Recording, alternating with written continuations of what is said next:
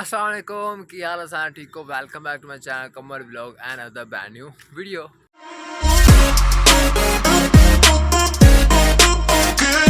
यार की हाल है ठीक हो, तबीयत सेहत नीता सब कुछ ठीक ने नहीं जी। तो यार वेलकम बैक हो गया साढ़े अज दिस न्यू व्लॉग है जनाब। जहाँ सुबह उठा फ्रैश हो के जनाना मैं क्या व्लॉग वगैरह स्टार्ट करने अज साढ़ा भाई बहुत ज़्यादा खुश है क्योंकि जरहाना असी जा रहे हैं एक न्यू फैक्ट्री क्योंकि अल्हम्दुलिल्लाह अल्लाह ताला ने सानू होर ज़्यादा नवाजा है तो सानू एक न्यू काम मिल गया तो असी जान लगे एक न्यू फैक्ट्री। अल्लाह ताला ने सानू होर ज़्यादा नवाजा तुहाडी दुआवां नाल ते हुण असी जा रहे हैं न्यू फैक्ट्री तो जरहाना अपने औजार वगैरह समान वगैरह जो असी वो असी पैकिंग वगैरह कर रहे हैं स्टार्ट हो गई है तो हुण जो है ना कुछ देर बाद आ जाएगा रिश्का तो फिर असी जाने न्यू फैक्ट्री।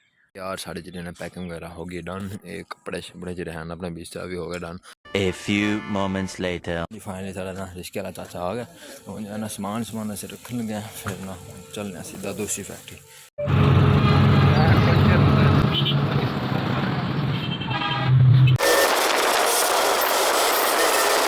हाँ जी तो फाइनली भाई जड़ा जो है ना पहुँच गया दूसरी फैक्ट्री और भाई जड़े पहुँच गए बाकी जो है ना है देखो हालत मेरी फ्रैश फ्रूश में आया को नहीं, मैं सिर्फ मुँह हाथ धोता तो मैं आखिर जो है ना चलने सीधा इतने जाके फ्रैश होवांगे हम सारा कुछ जो है ना इतनी होना साडा। ये हकीकत गल है सही दसना पाया जड़ा पप्पू लग रहा है ना ठीक मतलब कि सही लग रहा है ना सिर्फ वाल नहीं करने है।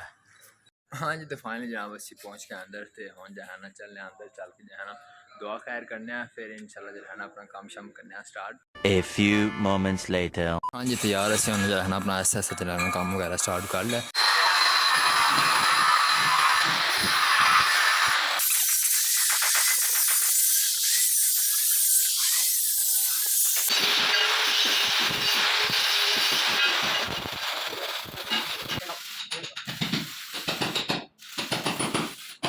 तो यार अज अस इतने आए हैं जिस तरह मैं दसा ना कि कबूतर वगैरह हैं तो यह चेक करो साढ़े कबूतर ने जो है ना खुदकुशी की तो असी इन उतारन लगे जो रहना है स्मैल वगैरह आनगी तो जरासीम वगैरह आने इस जो रहना इन उतार के बाहर छड़ते हैं। जो इंसान तो इंसान ही रह गया महंगाई के वजह जो रहना कबूतर ने खुदकुशी कर लिया है देखो।